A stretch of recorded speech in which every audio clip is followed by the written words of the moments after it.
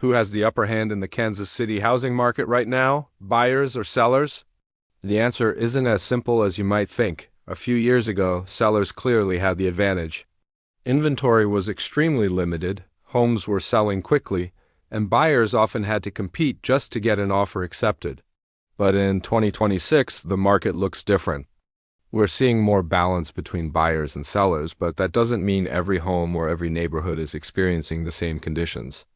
A well-priced, updated home in a desirable Kansas City neighborhood with very little competition can still give the seller a strong advantage. That property could attract multiple interested buyers and potentially sell quickly. But take another home that's been sitting on the market for several weeks, has already had a price reduction, or is competing against several similar properties.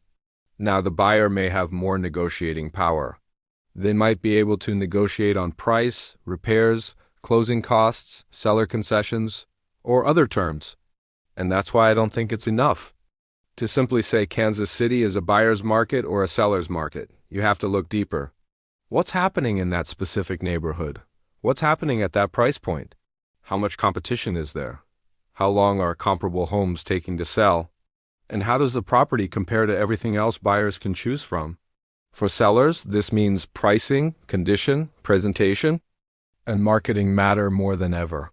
For buyers, it means understanding when you have room to negotiate and when a great property requires you to move quickly. Today's Kansas City housing market isn't necessarily about buyers versus sellers. It's about understanding where the leverage is before you get to the negotiating table. If you're thinking about buying or selling a home in the greater Kansas City area, click the link in the description to read the full blog.